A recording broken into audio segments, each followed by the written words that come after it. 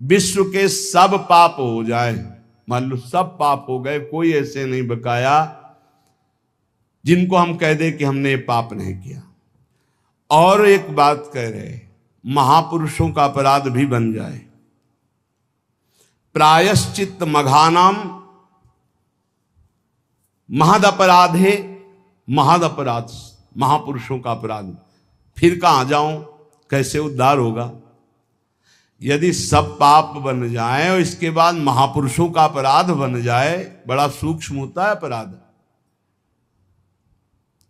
किसी कारण से उनका हृदय अगर तापित हो गया, बस वही आपके सारे सुकृतों को भस्म कर देगा। सुकृत भस्म होने पर धीरे धीरे विपत्तियां आना शुरू हो जाएंगी और आप परेशानियों के जाल में फंस जाएंगे। इसलिए सब कुछ मिट सकता है, महद अपराध नष्ट कर देता है। साधु अवज्ञा तुरंत भवानी, कर कल्याण अखिल के हानि। लेकिन यहां एक बहुत बड़ी बात श्रीपाद कह रहे हैं, यदि सब पाप बन गए हों और महद अपराध है, महापुरुषों का अपराध बन गया हो, तो इसका नाश कैसे हो सकता है? तो कह रहे सकल स्वधर्म मौली पुमर्थ मौलिश्च राधिका विपिना। श्री वृंदावन धाम में आकर के पढ़ रहो कि अब मरूंगा तो आप में ही मरूंगा, अब जो कुछ है सब माफ कर देगा, महद अपराध माफ कर देगा, सब पाप नष्ट कर देगा, भगवत प्राप्ति हो जाएगी। ये बात श्रीपाद वृंदावन महिमामृत में कह रहे, प्रायश्चित्तम, कोई और प्रायश्चित नहीं, एक ही प्रायश्चित है। यदि लग रहा हो कि मैं महापापी हूं और महापुरुषों का भी अपराध बन गया, अब मेरा कल्याण तो हो ही नहीं सकता, क्योंकि पापवंत कर सहज स्वभाव भजन मूर्ति भाव, मेरे से भजन भाव तो बनने वाला नहीं, तो क्या करे? आमरण वृंदावन का वास स्वीकार कर ले, अब वृंदावन से कभी भी वापस नहीं जाऊंगा, यहीं। और उसके बिना किसी साधना के इस एक नियम लेने मात्र से सारे पाप और महापुरुषों के अपराध भी नष्ट हो जाएंगे, उसे भगवत प्राप्ति हो जाएगी पड़े पड़े वृंदावन में। ए भाई, बहुत बड़ी वस्तु मिल गई है। श्रीधाम वृंदावन का आश्रय वास, सत्संग, नाम जप, निश्चित निश्चित हमें अब अन्य किसी साधन, अन्य किसी तीर्थ, अन्य किसी भावना में, अगर वृंदावन का आमरण व्रत ले लिया जाए, आमरण व्रत कहते कि अब जिंदा नहीं निकलेंगे यहां से, तो चाहे जितना महद अपराधी उसे भगवत प्राप्ति हो जाएगी। फिर आप लोग वृंदावन वास करके सत्संग सुनते हैं, नाम जप करते हैं, आपको क्या भगवत प्राप्ति नहीं होगी? इसीलिए हम कहते हैं गर्व से कहो होगी। हमारे हृदय में ये बात ठसक हो, अरे एक एक चरणामृत पीने वाले, रज लगाने वाले, धाम आश्रित, नाम आश्रित, एक एक भगवत प्राप्ति करा दे, हमें तो बहुत कृपा है, हमें तो प्रतिक्षण कृपा है, हमें क्यों नहीं भगवत आशा बंधा। शास्त्र कहता है ये दृढ़ आशा करो मुझे भगवत प्राप्ति होगी, आशा बंधा, ये आशा दृढ़ रखो। समुत्कंठा नाम गाने सदा रुचि, उत्कंठा पूर्वक उत्साह पूर्वक नाम जप में रुचि करो और ये आशा रखो मुझे भगवत प्राप्ति होगी। कैसे यहां भगवत प्राप्ति होती है? एक तो होती शरीर छूटने के बाद और एक होती शरीर रहते। श्री राधाया सिंजन मणिनूपुर पाद विन्यासान, सप्रेम तत्र तत्र स्मृत्यो दश्रावसंति तद्वने धन्या। आहा, जिसने ये व्रत ले लिया कि आमरण वृंदावन वास करेंगे, जब तक शरीर नहीं छूट जाता, चाहे जितना कष्ट हो इतना तक, और रशकों ने कर दिखाया, खंड खंड हो जाए तन, अंग अंग सत टूक, वृंदावन नहीं छाड़ी वो है बड़ी चूक। बोले जो ऐसा नियम ले लेता है तो एक दिन उसको वृंदावन की कृपा प्राप्त होती है। अचानक उसको श्री किशोरी जी के चरणों की नूपुर ध्वनि सुनाई देती है। श्रीपाद प्रबोधानंद जी, श्री राधाया सिंजन मणि नूपुर पाद विन्यासान, श्री जी जो हंस गति से चल रही, गजगामिनी गति से चल रही, तो उनके नूपुरों की ध्वनि, नूपुरों की ध्वनि, अनेक मंत्र नाद मंजू नूपुरों से अनेक मंत्रों के नाद प्रकट होते रहते। नूपुर ध्वनि जहां सुनी तो उधर दृष्टि गई, देखा गजनायक प्रभु चाल गयंदनी गति वृषभानु किशोरी, दोनों आ रहे। निकष कुंज ठाड़े भये भुजा परस्परंस, दृश्य बदल गया। अब अश्रुओं की धार बहने लगी। बोले धन्य है वो महाभाग्यवान पुरुष वृंदावन वासी, कृतार्थ हो गया। श्यामा श्याम ये घर है भैया, कभी निकल कर क्यों मिल लेंगे, चिंता मत करो, घर है उनका। कभी घूमते घूमते दोनों लाडले दृष्टि डाल देंगे। जब दृष्टि से खींच लिया, घर बुला लिया, तो मिलने में क्या देरी है। बस मिलने की चाह रखो, बाट जो हो। राधा तत्प्रिय चरणाम्बुज परिचरणाति सदृशाम्भोदहु, मंक्त्वा विस्मृत देहा कदानु वृंदावने भविष्यामि। ऐसा कब होगा कि मैं श्री राधा और उनके प्राण प्रिय श्याम सुंदर दोनों के चरणों की सेवा में निमग्न, देह ध्यास भूलकर भाव देह से उनकी सेवा में हर समय बना रहूंगा। ऐसा कब होगा। मैं पुरुष हूं, मैं स्त्री हूं, ये भाव भूल जाए। मैं श्री जी की नित्य सहचरी हूं, इस भाव में स्थित होकर राधा श्याम सुंदर के युगल चरणारविंद की सेवा में कब मैं भाव देह से निरंतर निमग्न रहूंगी। वृंदारण्य वसते हृदर्म कोटि कुकर्म कोटिर्वा, भवतु समस्तम शोढ्वा संसाधयितास्मि कंचन स्वार्थम। देखो मैं अब तो अखंड वृंदावन वास करूंगा, अब चाहे कोट या धर्म हो जाए, इनकी मुझे कोई परवाह नहीं। देखो ये हिम्मत तो करनी पड़ेगी। नहीं बोले वैष्णव सेवा में वैष्णव अपराध बन जाएंगे। भगवत सेवा में 32 सेवा अपराध हैं, नाम जपने में 10 नामापराध हैं, और धाम बसने में धामापराध हैं। तो फिर बचा रास्ता केवल नरकई का, और तो कोई रास्ता बचा नहीं। इसलिए ये जो अपराध की बातें कही जाती हैं वो तुम्हें सावधान करने के लिए, तुम्हारा भजन बचे, तुम बहुत जल्दी परमानंद में डूबो।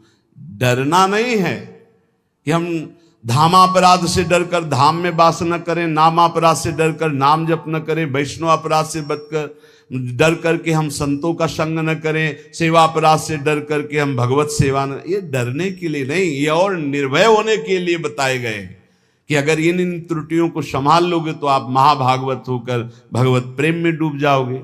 श्रीपाद कह रहे मानो हमें वृंदावन वास करना है।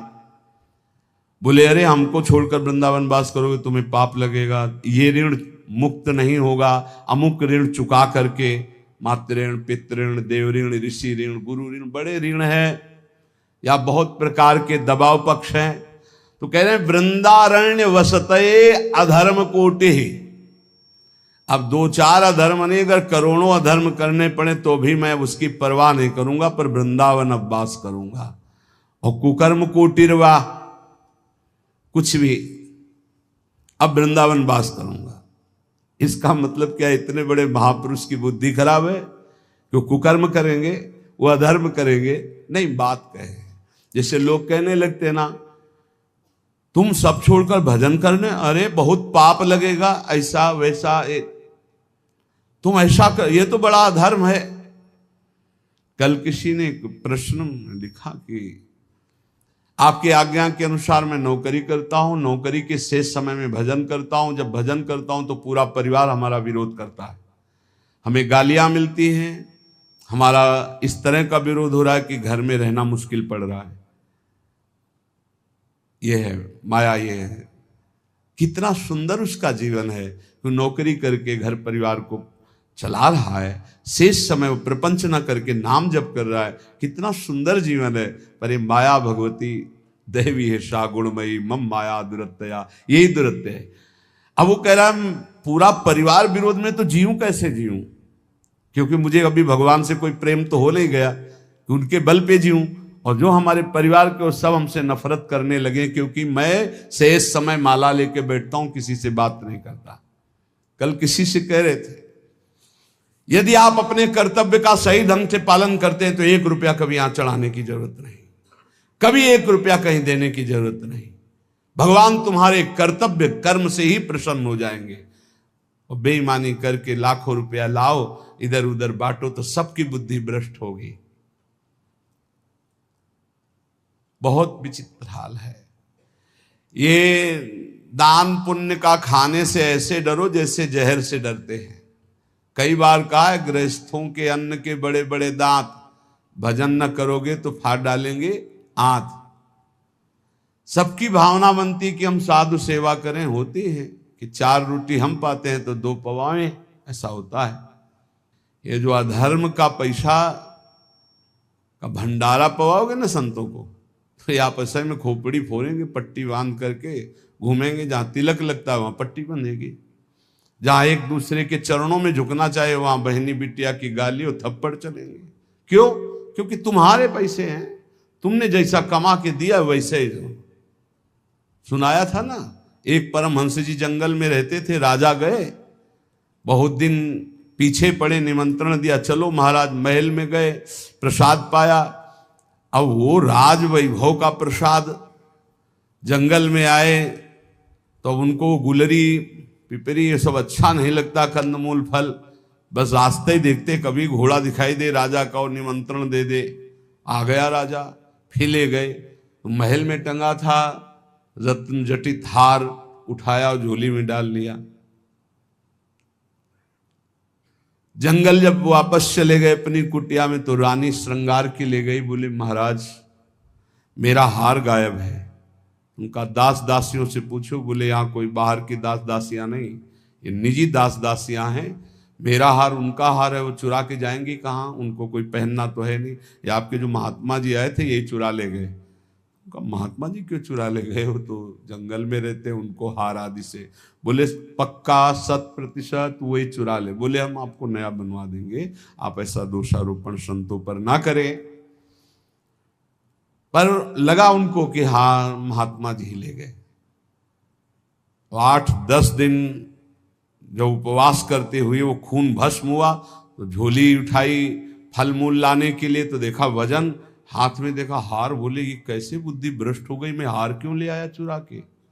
तो ऐसे हार लेकर गए, सभा में कहा मैं चोर हूं, आपका हार चुराया, मुझे दंड मिलना चाहिए। राजा ने कहा महाराज मैं परीक्षा के लिए आपकी झोली में डाल दिया था, आप सत्य हैं, आप चोर नहीं हो, और उनको अंदर ले गए। राजा ने इसलिए ऐसा कहा कि सबके संतों के प्रति भावना ना खराब हो जाए। एकांत जाके कहा महाराज आप ही हार चुरा कर ले जाते हैं और फिर आप ही वापस लाते हैं, इसका रहस्य क्या है? तो उनका इसका रहस्य तुम्हारा अन्न है। मैं एकांत में कंदमूल फल खाकर भजन करने वाला, तुमने निमंत्रण दिया, राजन्न पाया, मेरी बुद्धि भ्रष्ट हो गई और मैंने चोरी कर लिया। पक्का समझो ये जो अधर्म का दिया हुआ धन है ये तुम्हारे को भी नष्ट करेगा और जिसके पास जाएगा उसकी भी बुद्धि नष्ट करेगा। बहुत दयनीय दशा हो जाती है जब भजन में रुचि नहीं होती, रुपये में दृष्टि होती है और भंडारे में दृष्टि होती है। बड़ी दयनीय दशा होती, बड़ा हृदय क्षुब्ध होता है। फिर आखिरकार यही कहना पड़ता है कि राधे राधे करो, चुपचाप भजन करो, भजन में लगो, कोई बात नहीं, जैसे प्रभु रखे वैसे रहो। बकाया प्रार्थना है जिनके कानों में शब्द पड़ रहे हो, माधुकरी पालो या जो नमक रोटी बने उससे जीवन यापन करो। ये दूसरों के द्वारा दिए हुए बहुत प्रकार के मेवा पकवान मिष्ठान अगर खाओगे तो आपस में बुद्धि आपकी द्वेष राग करेगी, लड़ाई झगड़ा करेगी, भगवत प्राप्ति नहीं कर पाएगी। नच दक्षिणाम, बिल्कुल कड़े रहो। भरण पोषण करने वाली स्त्री जी हैं, वो यहां वही भेजेंगी जो पास करके भेजेंगी, पूछने की भी जरूरत नहीं पड़ेगी, बस कड़ा स्वभाव रखो, तनिक भी किसी से लेने की चाह ना हो। गरज होगी तो विश्वंभर स्वयं अपने आप करेगा, तभी बुद्धि शुद्ध रहेगी। उतना ही हमने देखा है महापुरुषों को भी भंडारे में पाते हुए, बहुत वीतराग परमहंसों के साथ रहे तो ऐसे लिया, उतना ही लिया जो उदर पोषण के लिए जरूरी है, 2 कचौड़ी 2 पूड़ी थोड़ी सब्जी बस। महाराज ये गुलाब जामुन ना, दक्षिणा ना भाई ना, खप्पर में लिया और गंगा किनारे बैठ के पा रहे, कुछ नहीं बिगड़ा। उचित जिस दिन उत्तम पदार्थ जो संसार में कहे जाते हैं उस दिन आपका आधा पेट होना चाहिए, लेकिन कोई कोई तो उस दिन न बाल भोग करेगा ना वो पानी भी ज्यादा पिएगा, क्योंकि पेट का संध्या से बंद हो जाते हैं किसी किसी के। तो कल है ना भंडारा, तो संध्या से अब वो ही पा लेंगे, 20 लड्डू 15 गुलाब जामुन ये वो ठास के हैं से भर। अब क्या होगा उनका, जब खून बनेगा तो फिर मारपीट लड़ाई झगड़ा। नाम की ऐसी महिमा है, कह रहे नो दीक्षाम, अगर दीक्षा भी नहीं ली है तो नाम कहीं ना कहीं से तो सुना है, वही राधा जपो, राम जपो, कृष्ण जपो, हरि जपो, तो जो बोल रहे हो गई दीक्षा, नाम दीक्षा इसी को हो गई दीक्षा। नो दक्षिणाम, कोई इसमें ऐसा योग नहीं कि आप गुरु दक्षिणा दीजिए। न च पुरश्चर्याम, इतने माला का पुरस्कार नहीं, उठते बैठते चलते फिरते राधा राधा राधा। और कह रहे हैं आकृष्टीकृत चेतसाम, ये आपका नाम पापों को भस्म करके आकृष्टि चित्त का आकर्षण कर लेता है। चित्त चोर के चरणों में समर्पित कर देगा नाम, और कोई साधना में इतनी ताकत नहीं। बार बार नाम जप करो। आकृष्टि कृत चेतसाम सुमहता मुच्चाटनम चांगहसा, मोक्ष रूपी संसार से मुक्त होने रूपी महान वैभव, इसको वशीकरण तुम्हारे मुट्ठी में दे देगा। मतलब नाम जप रहे हो मतलब मोक्ष तुम्हारी मुट्ठी में है, चाहे वो चांडाल क्यों न हो, नीच कर्म करने वाला क्यों न हो। यदि नाम जप करता है तो समस्त पापों का मूल छेद करके परम मंगल कर देगा। ना इसमें दीक्षा की, ना दक्षिणा की, ना पुरस्चरण की, इनकी कोई जरूरत नहीं।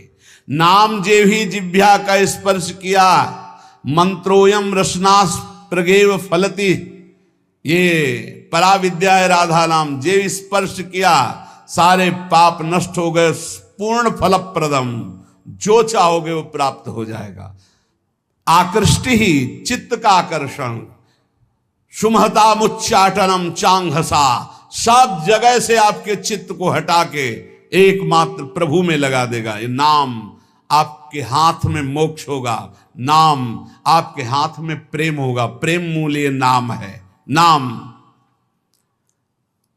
हे संपूर्ण जगत का मंगल करने वाले प्रभु, आपका नाम सर्वोपरि। एक बार जिसकी जिह्वा में ये नाम विराजमान हो गया, राधा राधा हरि हरि, तो जैसे भुवन भास्कर एक बार उदय हुए कि अंधकार का नाश हुआ, ऐसे अज्ञान अंधकार का नाश हो जाता है।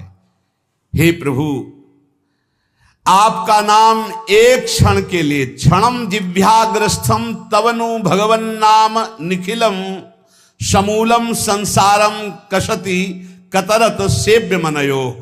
आहा, एक क्षण के लिए जिह्वा में विराजमान हो गया हरि हरि हरि, राधा राधा राधा राधा। तो कह रहे जिह्वा के अग्रभाग पर स्थित होने पर सारे के सारे कर्म बंधन छिन्न भिन्न, जन्म मृत्यु रूप बंधन अविद्या का जड़ से नाश करके आपका प्रकाश कर देता है।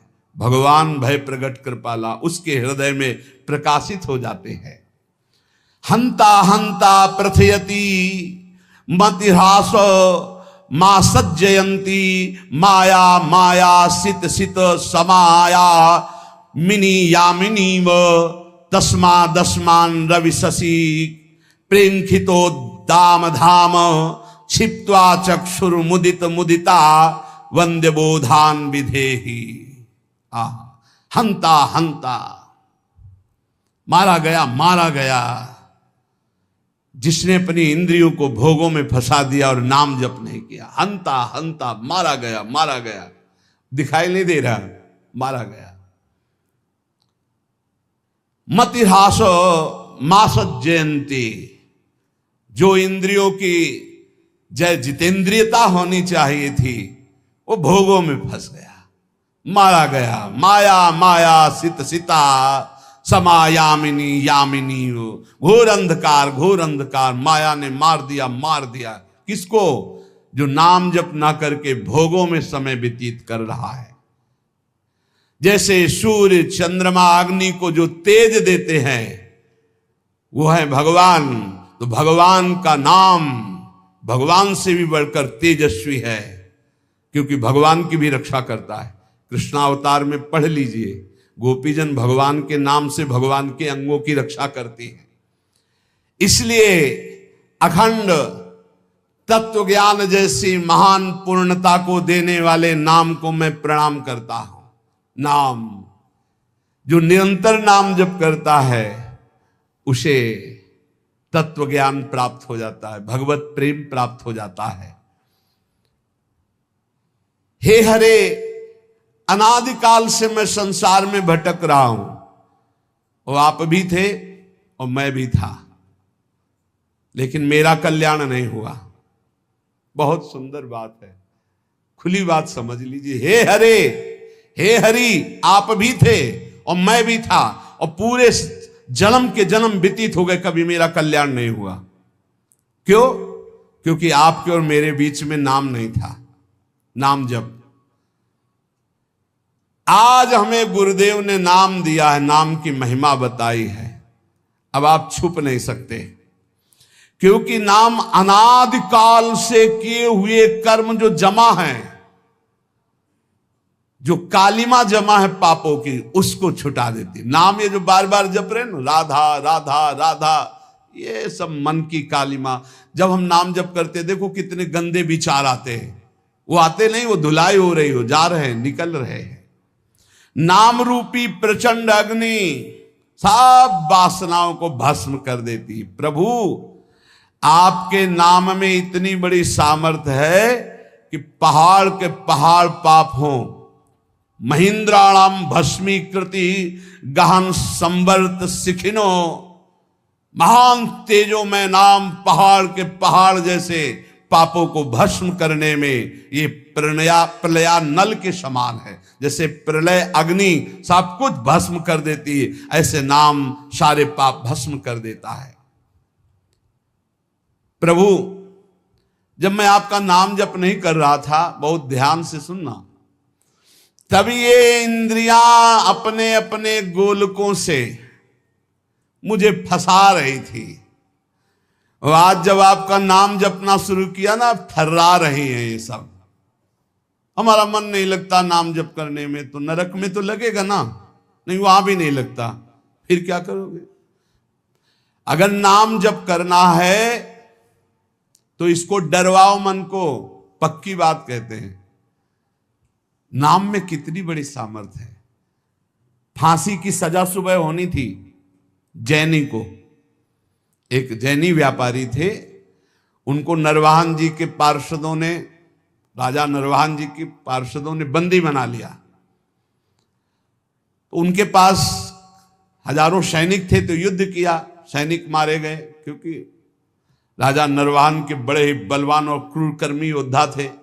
बंदी बना लिया, जेल में डाला, का कर मांगा था तो दिया नहीं, युद्ध किया। अब उसका दंड यह है कि जितनी संपत्ति जब्त की इतनी संपत्ति और मंगाओ, नहीं तो तुम्हें कल फांसी दी जाएगी। तो उसने कहा हाई नहीं संपत्ति तो कहां से मंगाए, तो कहा कल फांसी दी जाएगी। रात में उनको भोजन देने के लिए जो एक कर्मचारी थी वो गई और कहा, मैं जानती हूं कि तुम निर्दोष हो, पर देखो यहां का बल कानून है और कोई कानून नहीं है। महाबलशाली है नरवाहन जी, उनका परिकर बख्शेगा नहीं, कल तुम्हें फांसी होगी। और उसके होश उड़ गए। कल होगी? बोले कल दिन में तुम्हें नहला धुलाकर फांसी दी जाएगी। बोले कोई उपाय बचने का है? बोले एक उपाय पक्का है, पक्का। क्या? बोले राधा वल्लभ श्री हरिवंश, राधा वल्लभ श्री हरिवंश। जोर जोर से बोलना, अभी जब मैं निकल जाऊंगी भोजन दे के, जोर जोर, अगर ये आवाज तुम्हारी नरवाहन जी के कान में पहुंची तो बच जाओ। देखो नाम का प्रताप। भला किसी की फांसी की सजा होने को कह दिया जाए राधा वल्लभ श्री हरिवंश बोलो बच जाओगे, तो कितनी जोर से बोलेगा, हृदय से बोलेगा, जोर जोर से राधा वल्लभ श्री हरिवंश, राधा वल्लभ श्री हरि, ऐसी आर्त भाव नरवाहन जी के कान में पड़ा कि मेरे गुरु जी का नाम और मेरे इष्ट का नाम, गुरुदेव हरिवंश चंद्र जो इष्ट राधा वल्लभ नाम की ध्वनि की तरफ बढ़े,